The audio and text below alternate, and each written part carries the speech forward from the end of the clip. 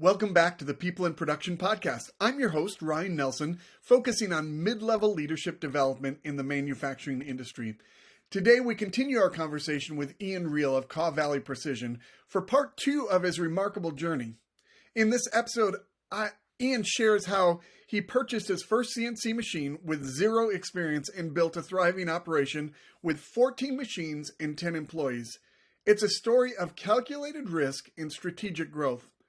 What's particularly fascinating is how Ian's company found significant growth during 2020, a time when many businesses were fighting to survive. We'll unpack the leadership decisions behind that success. We'll also explore the systems he developed to remove himself from day-to-day operations and how he balances the demands of a growing business with family life. Ian also reveals what he believes is manufacturing's biggest threat today, and it might surprise you. Let's dive back into Ian's journey of building a manufacturing business from the ground up.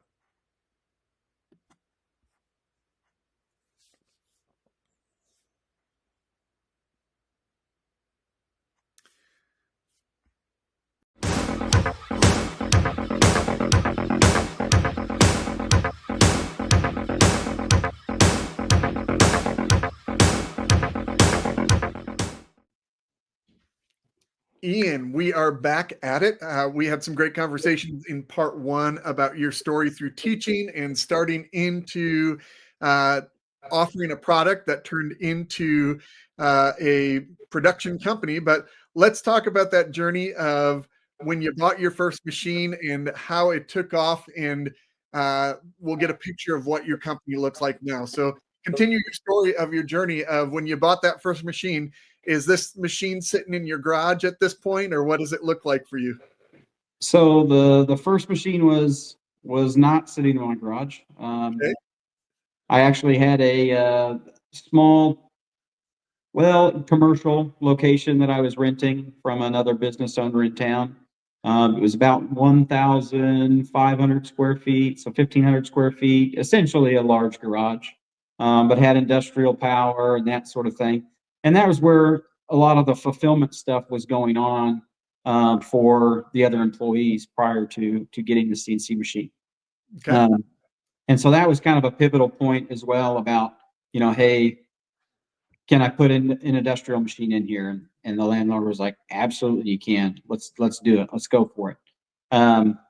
It took time to research builders, to find the correct machine, to ultimately get paired up with the correct company that was able to take a novice under their wing and have the resources available to me and a place where I could ask silly questions and not be, feel like that I couldn't get somewhere. So was your manufacturer one of your leading education points, or was there another resource that you could go to for education? So it was not the manufacturer, the original manufacturer. They were making those on the parts that I was buying on a completely different machine that I ended up buying. Okay. Due to I needed a one size fits all machine, and so it led me to a little bit larger form factor machine. And for your listeners that would want to know what I got, I got a twin spindle, twin turret, Y-axis lathe with bar feeder, high pressure coolant. The whole shebang as a first machine. So, an 8-axis machine is what I cut my teeth on, and that was really interesting conversations with other machine tool builders when they were asking, what's your experience in CNC? And I said, well, I don't have any. And they go, well, we're not going to sell you a machine. So the company that ended up working with me and really just treating me really, really well for a new person was Machine Tool Specialties out of Oklahoma. And matter of fact, they're members of the NTMA as well. So I see them frequently at events.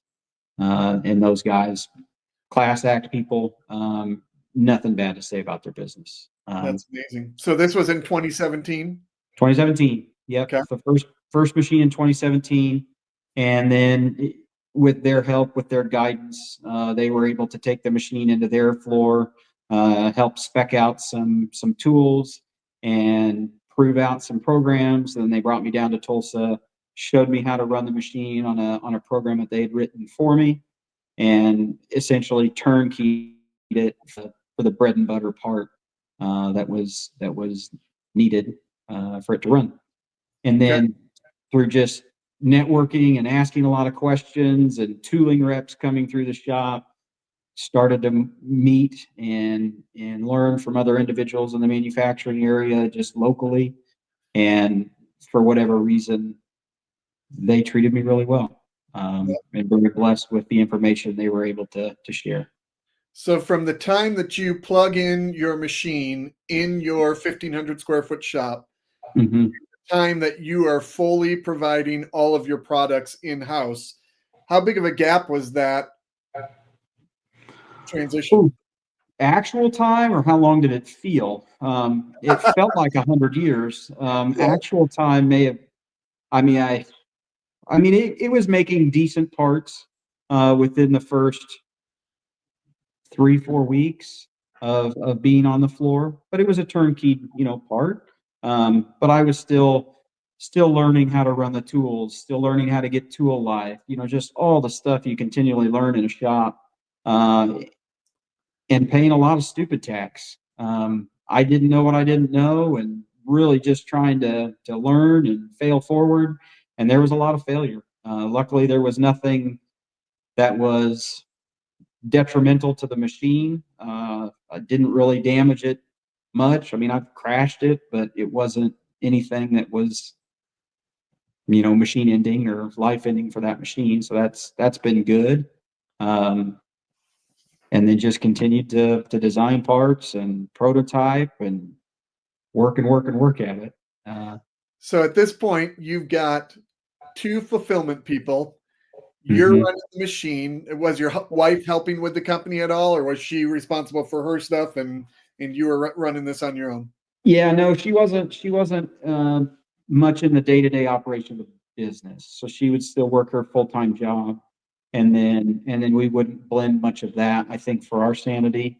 Um, so yeah, that's how things were. She wasn't in the business on a day-to-day basis. So when was your next hire and what was the role you hired? Because right now you're the operator, Right. flawed as you might be, uh, Hmm. operating at this point, but what did it look like to grow at this point to add additional team members? Yeah. So really, what I ended up doing was, before adding additional team members, I ended up adding some more equipment. So then I added a second machine in that small 1,500 square foot facility, uh, and was able to still crank more volume out of there. And had some part time people that would sprinkle in and would help us when things got busy. So I had an old roommate of mine that was coming in and helping with fulfillment, QC of parts, bagging parts, whatever, bagging and tagging stuff. And really, I think the transition really switched from when I got out of that 1,500 square foot facility and ended up purchasing the building I'm in now, just a little over 14,000 square feet. So it's still a small building in comparison to some of the other shops. Sure. But on that day, I delivered a third machine. So I added a machine, moved, and did all that, and was still the sole operator, machine operator. So I was running three machines. And then 2020 is when I saw a tremendous amount of growth. Um, in contrary to a lot of people, but 2020 was really, really a big year for me, and really had to work on replicating myself within the business. Yep. So, replicating myself on what I was doing on the machines. I just couldn't get all the setups done. I just couldn't make good parts all the time when I was trying to set up a machine. So some of the spindles would be off, not making parts because they needed to be checked or whatever. So I found an operator, and lucky enough happened to be an ex-student of mine, uh, and was able to talk to him. And I said, "You're a machinist? Like, you're doing this as a trade?" He's like, "Well, yeah." I'm like, "Well, why don't you come talk to me? Maybe we could work together." And so he ended up coming, and I said, "Well, I'm gonna treat you like I would myself. Like, I'm not gonna hide anything from you. I'm gonna show you everything. I'm gonna teach you everything I've learned. Like, I don't know if I do it right, but this is a way. If you've got any ideas, let me know. I'm here to learn too. Let's be a student of the profession and get after it. And then I want to circle back to one thing that you said that I think is important. And my a recent podcast we did with Brandon Worrell, he was talking through the lens of the company he was going to buy, what he was looking for. And you bring up another point. When you are so entwined with your company that it can't operate without you, your company doesn't have a sell value, because the only way it's worth something to someone else is if you come with the buy. And then why would you buy the company if you're going to, or why would you sell the company if you're going to do the same work and turn it over to someone else? Some people might have a reason for that, but you make a very important distinction that for your company to have a worth in terms of a sale value, you've got to disengage your role from the company needing you to exist. And so for pointing that out, because I think a lot of people miss that point. They think, hey, we're X amount of dollars profitable, but if you're not paying yourself for the role that you play in addition to the profitability, then you're actually, the company's still revolving around you, and you've got to figure out how to disengage for it to be of value. well, 100%. And there was a certain level of tribal knowledge that was locked up in my brain. And when you bring an employee on, they're going to try and do right by the company and try and do right by what you've asked them to do. But if all the information and everything that they're asked to do is locked up in the owner's brain or in this key employee's brain, how do you move forward? So there was a huge growth curve for me on becoming more organized, documenting things better. What is a good part? What is a bad part? What does that look like? And really trying to communicate to employees, how to be successful. So as the machine shop has continued to grow, we've continued to add machines. You add on ERP systems, you add on systems and structures on how to track good product, how to document when products go wrong, how to make things correctly, and just what that looks like, and to continue to replicate yourself and, as you say, almost disengage yourself from the day-to-day operations, so you can be more at the 30 or 40,000 foot view, and make sure that everybody in this team and everybody in this organization has the tools they need to be successful. Yeah. And again, you worked your network of relationships to find that right hire as well, when you realized you had a former student that was in the industry, and that Right. was important to reach out to your who's to find the right who. Right. And just asking questions. They're like, well, how's work going? And I said, well, man, I could use some help. And then people start recommending. And then, you just follow through and ask some questions. And sure So enough. when you and I talked before, you actually said a big reason you joined NTMA was because you didn't have any knowledge of the industry, and you gave an interesting dynamic of what it was like to go from a teacher who had a community around you down the hallway to being a guy running his own shop. Can you share some of those thoughts with us? Sure. Yeah. So as I've continued to grow the business, I find my role changing. You go from, a designer, a visionary, to then being a technical person on the machines, to now having employees, having more business dynamic issues, or just problems that have to be solved. And I find myself having a skill set that is not necessarily good at that, or needs work. And as a teacher, when you're faced with a problem, there's always a built-in professional network. So if you have a trouble student or you have a trouble thing that you're trying to figure out in a classroom, you walk down the hallway and ask that veteran, hey, what do you do in a situation like this? And there's bunches of people to ask and bounce ideas off of. And in business, I found that was not as easy. And so I started looking for an association that maybe had like-minded business individuals that were going through the same thing I'm going through or trying to learn about, or ones that have already been there and guess what? You go to an NTMA event, you start talking to people, and you find out that your problems really aren't that big in the grand scheme of things. And then a lot of people have been through it or in it right now, and you can bounce ideas off of each other. And that's been really important for me on the information I'm wanting to get at this stage in my life and business. And they give you hope that you can survive this, because sometimes being a small business owner, you feel like, is this a bigger problem than we can get past? And it's just nice to hear other people share, oh yeah, you can navigate this, and share their journey. Yeah, if you're in an echo chamber, I mean, that's pretty bad. But if you just ask the right questions, or just be vulnerable enough to ask some questions, and listen, people will steer you in the right direction usually. Yeah. Ian, what's your company look like today? How many employees do you have? Machines? What are you comfortable sharing about what you look Yes. like? So including part-timers, we have 10 employees.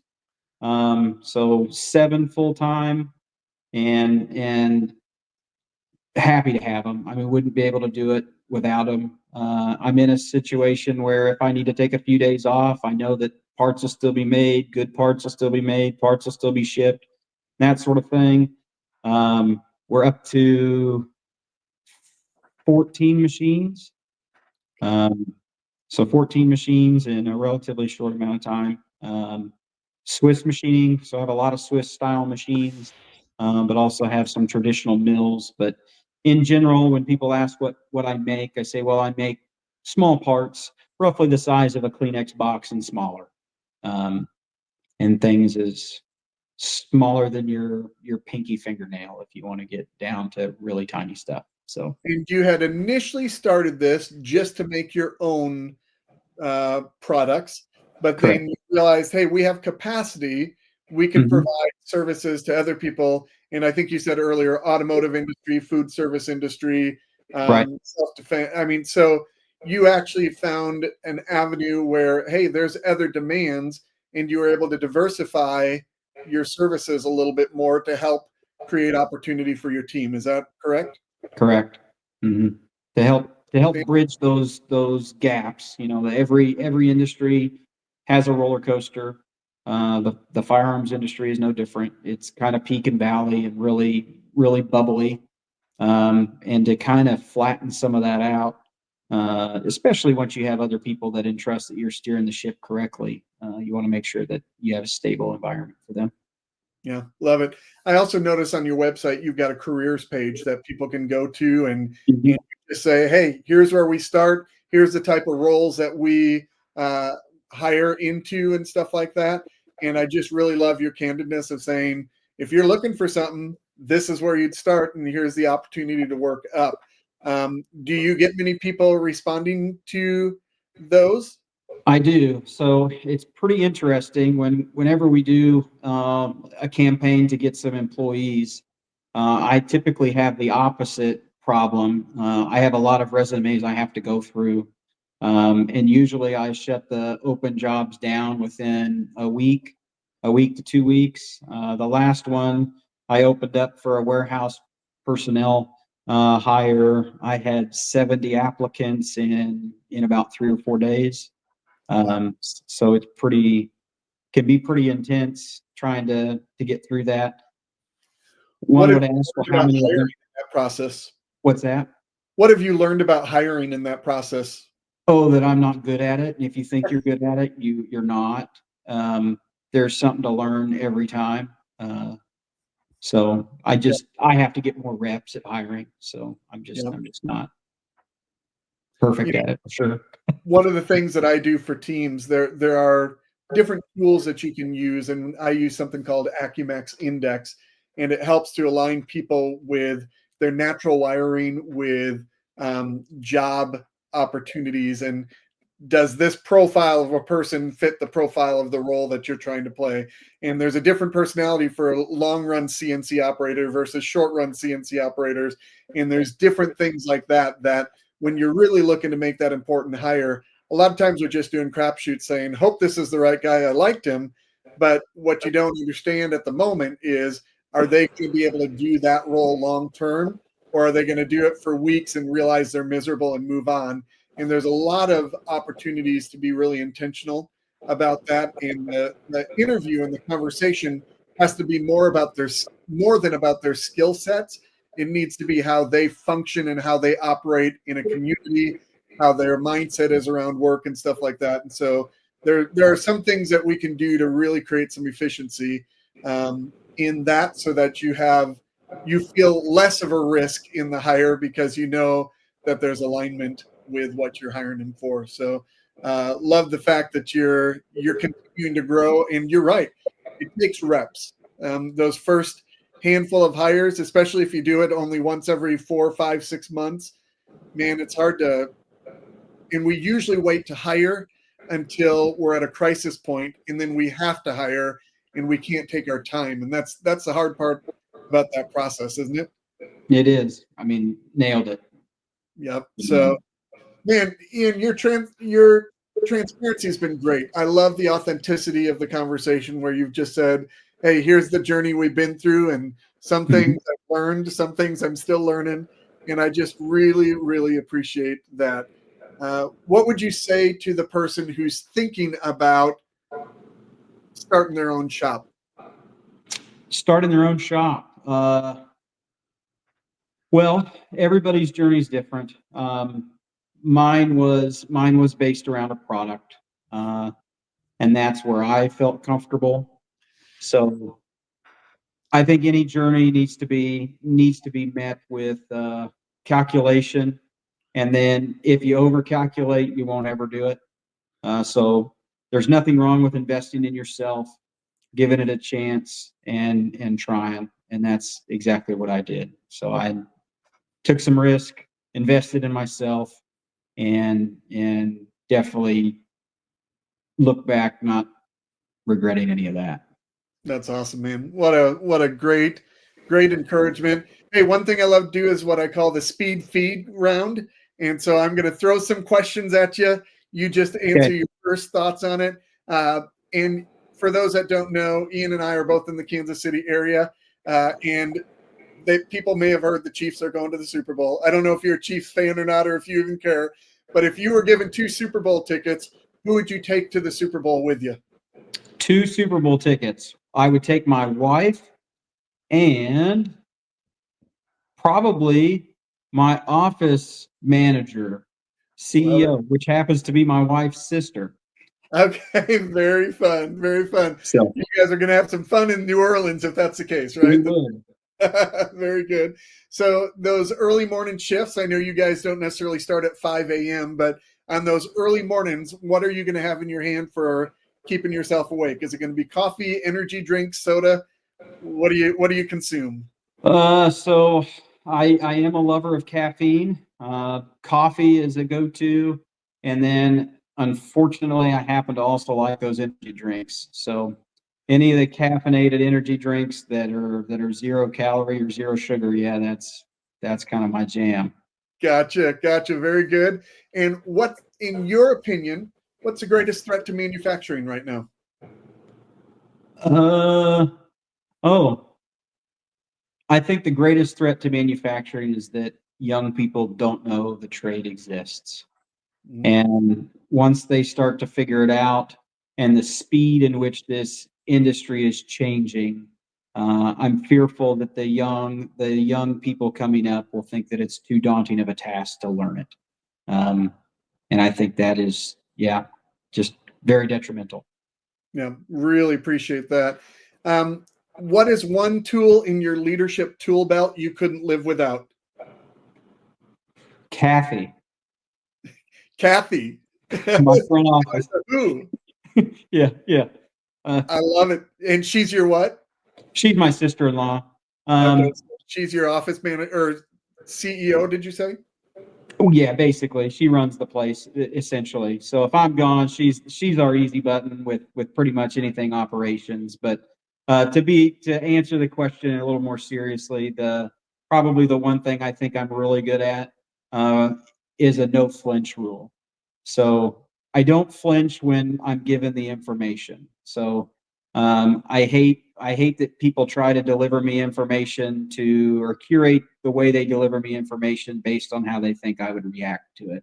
I'm more of a give me the information, let me handle my emotions, and I'll keep those in check. I need to know the truth and give me the information raw and straight to the point. So That's great. Hey, and I have to say this, you kind of said the first one was joking, but I'm going to actually lean into that because, and I think I may have mentioned this a few episodes ago. There's a book called Who Not How by Dr. Benjamin Hardy and Dan Sullivan. And the whole principle of that book is you got to quit thinking about how to get something done and find the who can get it done for you. And that's how you multiply your business. And similar principles can be found in 10X and some of those other writings and stuff. But your first answer made a lot of sense too. So yeah. good stuff. Hey, last thing. We've learned a little bit about your business and stuff. Is there anything that's just a passion point of yours that if we were able to start the whole episode over, you'd be like, man, I wish we could talk about this because we're so passionate about it? Gosh. No, not really. But one thing I will say that is something that I try to work on is I try not to take stress home. And the way I'm able to do that is my kids are still young. So when I show up at home, they still greet me at the pickup door. They think I'm a superhero. And I shed all that stress and try to make sure that I'm still a superhero for them. And I don't ever want to bring that work stress home. I don't want them to know whether or not I had a good day or a bad day, type of deal. I'm always just dad, their superhero. And that's a point of pride, I guess, that I just try to keep that normal for them. So Yeah. burdens Well, of business brought home. So that's awesome, dude. This has been such a great interview. Thank you so much for making yourself available for it. And I think you've encouraged a lot of people in this, and keep doing what you're doing and keep growing a great company, my friend. Thank you. Thanks for the time. It's been a pleasure. Take care. All right.